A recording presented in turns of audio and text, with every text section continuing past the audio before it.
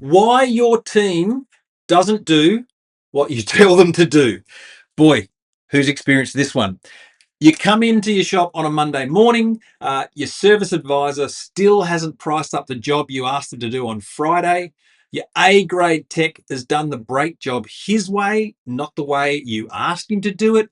And your apprentice is still sat on a callback because he doesn't know how to handle the decision he's got to make. And you're standing there probably for the 100th time, scratching your head, thinking the same thing. These guys can't make a decision to save themselves. So what do? You probably start managing harder. You probably start hovering around them more. Maybe you start writing them off as lazy, incompetent, unsuitable. And if you're like many auto repair shop owners we've spoken to, you're probably starting to think who you're going to replace and when. So here's what most shop owners don't know. That instinct you've got to write them off is the reason that the same thing is going to happen next week and the week after and the week after that. And there's a specific reason why your team isn't acting on what you tell them to do. And it's not what you think. This is not a character problem, it's a communication problem. And the wiring is on you as the leader. Now, in a moment, I'm going to show you the two ways that every person on your team eats the instructions you're giving them and why you've been serving the wrong meal to the wrong people without knowing it, because it's not your fault. You've never been shown. But before I do that, we've got a free resource to go with this episode. It's called 5 Steps to Being a Better Boss. It's the next layer of what we're going to cover on today's episode. The link is in the description box below. You can go and grab it at the end of today's episode.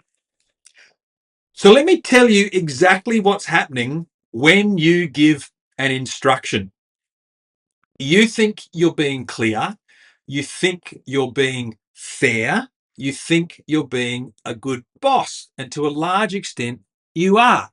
But the instruction doesn't land the same way for every person on your team, because every person on your team is wired one of two ways. Now, think about how people order meals in a restaurant.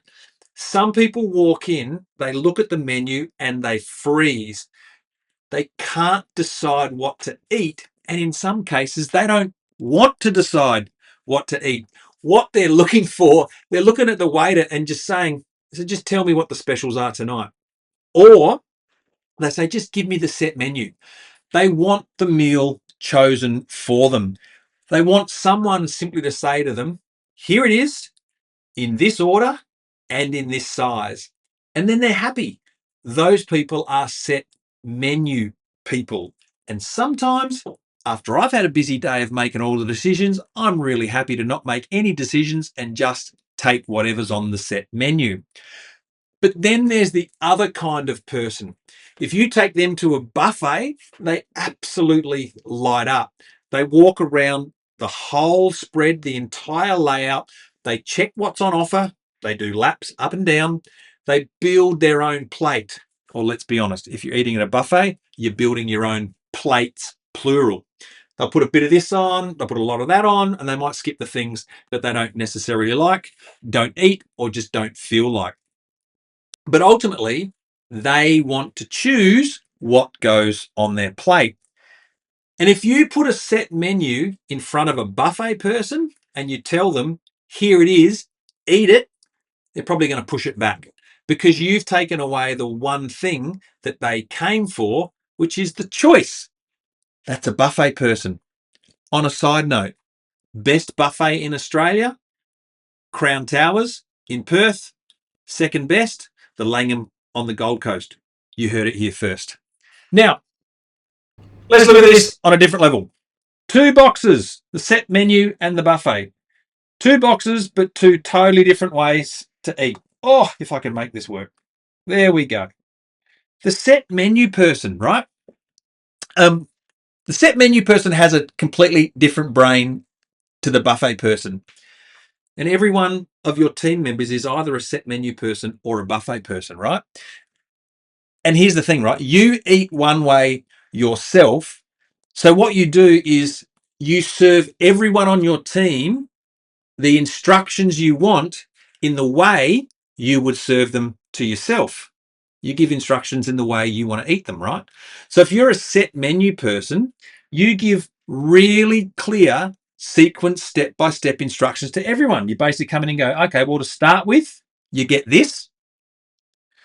For the main meal, you're going to get this and this.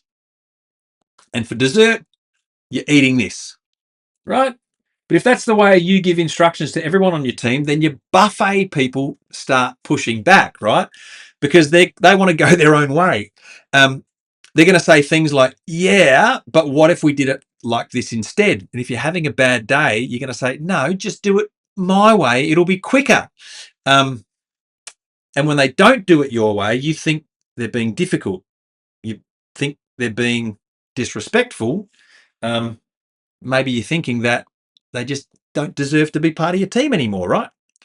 But if you're a buffet person, you like the selection. You want wide open instructions, or you've got to give them wide open instructions, right? You can say, have a look at the booking system and sort out what's not working, right? Look at all the things we could be doing and work out, okay, well, oh, hang on. This isn't working, and this isn't working, and this isn't working, and this isn't working. You might say to them, use your judgment on the customer call, in which case they go, okay, well, I'll do this, I'll do this, I'll do this, I'll do this. This almost looks like a mini game of Connect 4, doesn't it, for those of you who are old enough to remember it? Or maybe you'll say to one of your buffet techs, have a crack at the job and let me know how it goes. And they do this, and this, and this, and this. Essentially, these folks like to choose their own adventure, right? They're going to get the job done, but they want to do it their way. Set menu people, that confuses them. Buffet people can't stand this. But if you did this to your set menu people, they'd freeze. They wouldn't act. They'd be overwhelmed. They'd be frustrated. They'd be totally confused. Totally. It'd be chaos inside their brain. Too much talking about menus. If this was the way you gave instructions to your set menu people, they would look at you literally with a blank expression, and their brain would be going, well, but what do you actually want me to do? Too many choices. A natural human condition when we were faced with an overwhelming number of choices or decisions that we could make, the easiest decision, the simplest decision, the one that requires the least amount of effort and energy to make is no decision. We stand still, we stay stuck, don't do anything. So you're looking at a set menu person and you're thinking, well, they can't make a decision to save themselves. Or you're looking at a buffet person with a clear set of instructions going, well, why aren't they just doing it? Super, super frustrating. Set menu people just want you to tell me what, all they're thinking is tell me what to do. They're thinking, well, what's the next step? They're thinking, well, first tell me what to do, then tell me what to do, and finally, how do I know it's done? Buffet people are going, well, what are my options? They're going, well, I'll figure it out myself. Or, give me some flexibility. That's what they want. We're a shop owner. I was actually on a call with he's in our $1 million boardroom program. I was actually on a tune-up call with him this week discussing this exact situation with his senior technician. He'd been talking to me over the last few weeks about how this senior tech just couldn't seem to make a decision unless Regan was there, right? Thinking that he couldn't think for himself, wondering why he just couldn't work out what to do next, or what should be done next, given the experience he had and the seniority of the role that he was in, right? And Regan, who's our boardroomer, we're just simply saying, like it's like he's standing there waiting for me to tell him what to do. We did some profiling and got Regan to go back and ask the senior tech, right? One simple question: do you want me to give you the steps, or do you want me to give you the options? And the senior tech looked totally relieved when he said to Regan, "Look, just tell me the steps. I'll do exactly what you say." And from that moment on, Regan just set up a checklist for his senior tech. First do this, next this, then this. Finally, when that's done, come back to me, we'll go from there. Same tech, same brain, but the way Regan worked and the way senior tech worked, two different channels, totally different individuals. Over the coming weeks, senior tech became more and more reliable. So people aren't broken, they're not lazy. In many cases, they're not unsuitable.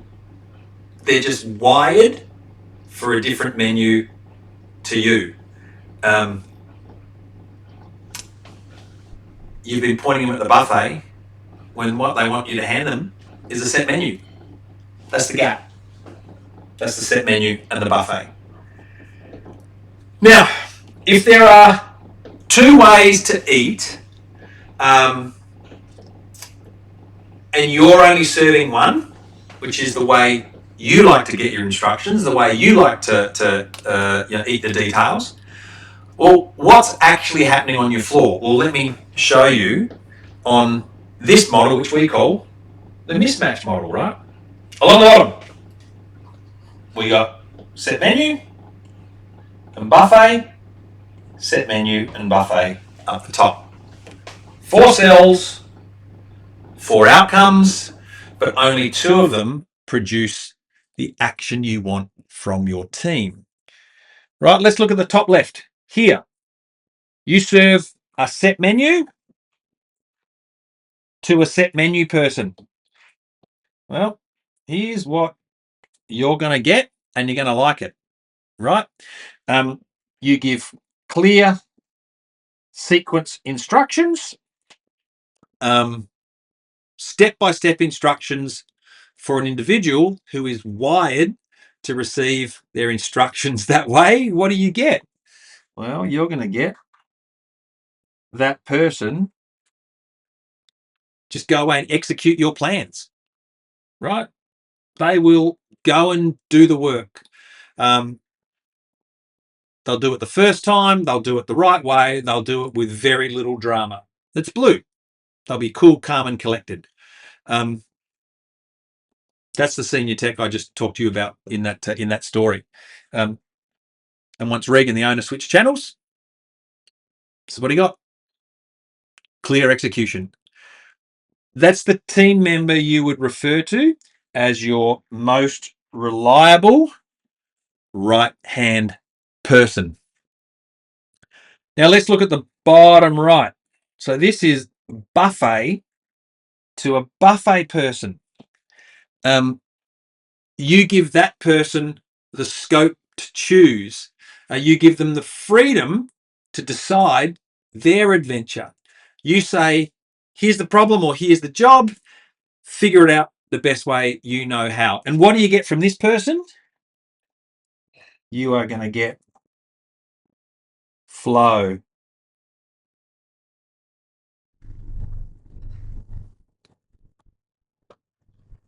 They'll just get on with it. They're going to take ownership of the job. They'll bring you the answer.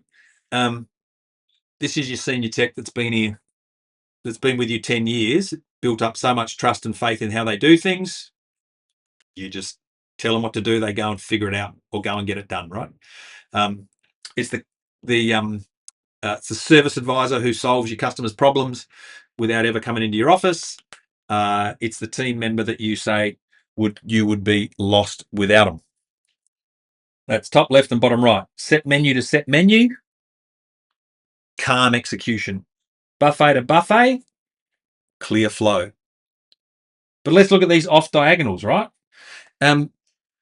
If we look at the top right, you serve a set menu, right? Set menu to a buffet person. What's going to happen here? Well,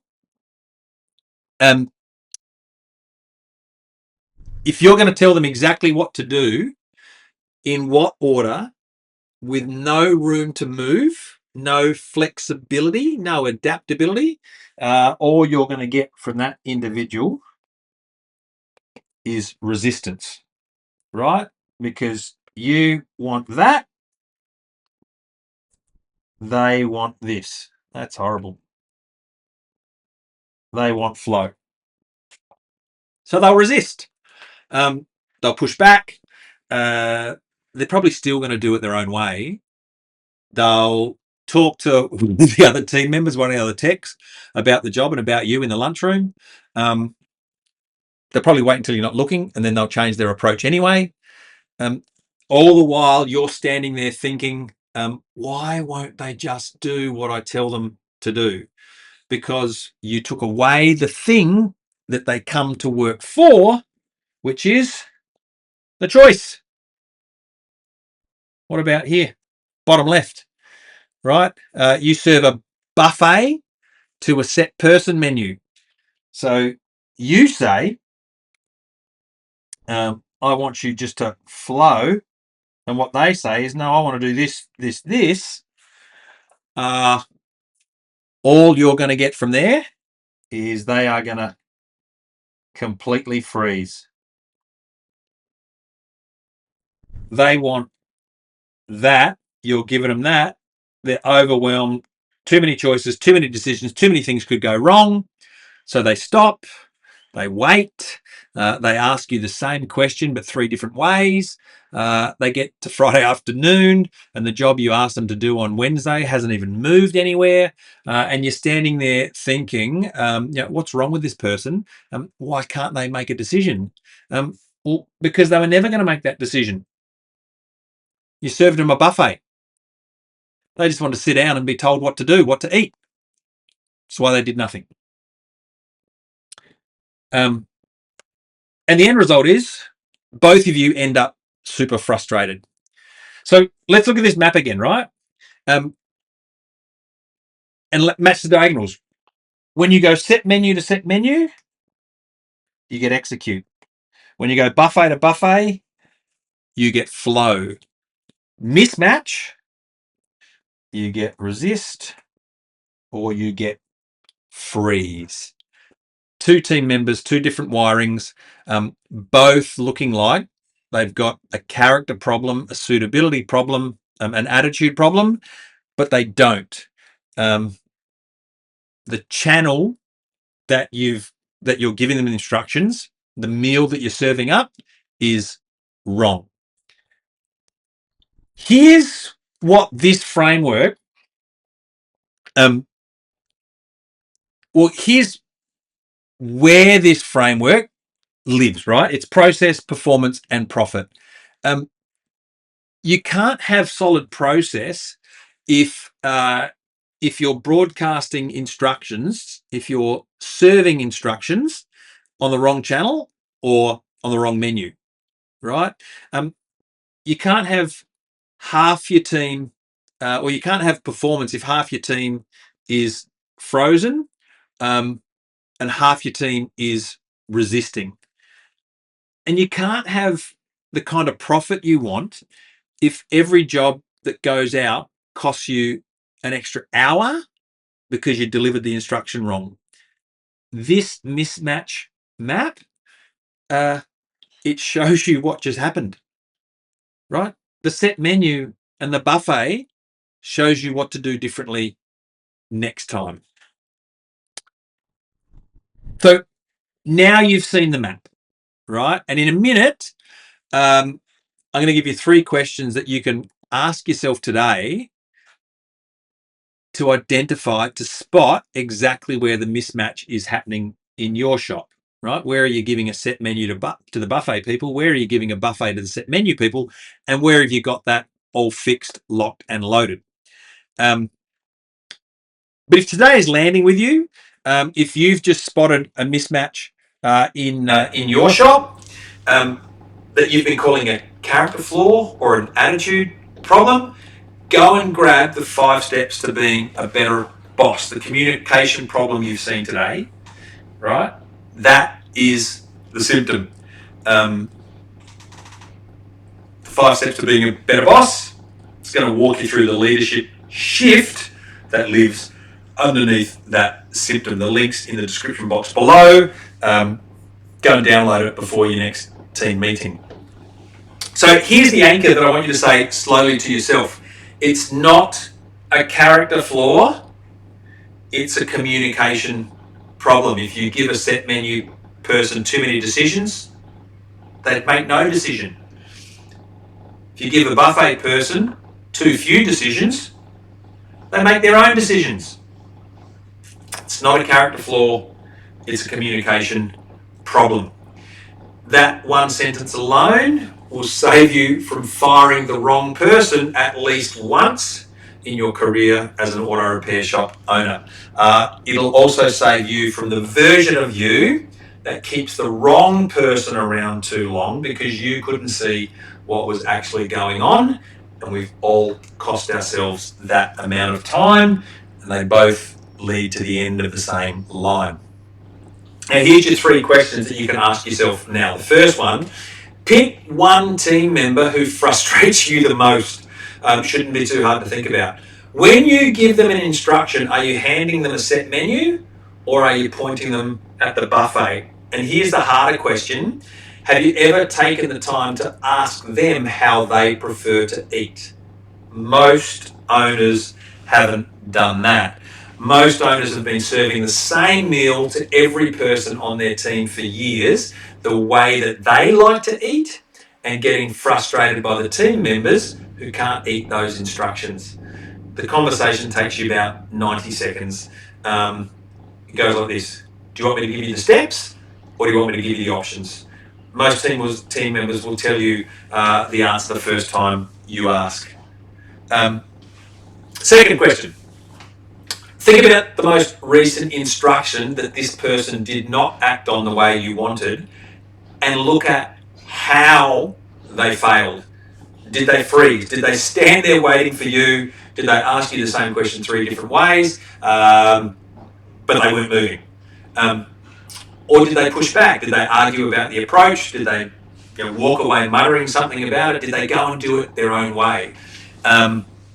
If they just went and did it their own way without saying anything, well, that tells you exactly which meal you served them and which meal they wanted to be served. If they freeze, it means you served the buffet to a set menu person. If they push back on you, it means you served a set menu to a buffet person. Did I say that right? Freeze means you served the buffet to a set menu person. Pushback means you serve the buffet to a set. You serve the set menu to a buffet person. Refer to the mismatch map. If I'd done that, that would have made way more sense. Their own way is the same thing, right? A buffet person getting handed a set menu and quietly choosing for themselves. You get to look at what they did and work out the way they want to be served. Essentially, this is helpful for you because it helps you understand what channel you're on, but then work out what channel they're on. The third question is, what's the one instruction that you'll re-deliver this week, but in the wiring, in the framework of the menu that actually fits that team member? It's just one instruction. It's probably the one that you've already asked for 3 times. It's the standard you keep losing. It's the decision you're still waiting on. Take it back to that person, but this time serve the instruction to them in the way that they like to eat. If they're a set menu, break it into steps. You're going to do this first, then you're going to do this, finally that. You're going to give it to them in number, in a sequence, no ambiguity. If they're a buffet person, then give them the scope and let them choose what they're going to do. Here's the outcome we're after. Here are 3 ways you can get there. You choose. And watch what happens. The team member you've been thinking of letting go might be the team member who's been getting served the wrong meal from you for a year. This is the kind of work that we do inside the engine room. It's not more motivation, it's not more theory, it's practical, proven and applied methods for getting the most out of your team in a way that works for you and them. It's the actual mechanics of how an auto repair shop owner stops broadcasting on one channel and starts leading the team they've got the way they want. It's not a character flaw of you or them, it's a communication problem, and there's a solution to that communication. Just let them choose how they want to eat and watch them clean the plate.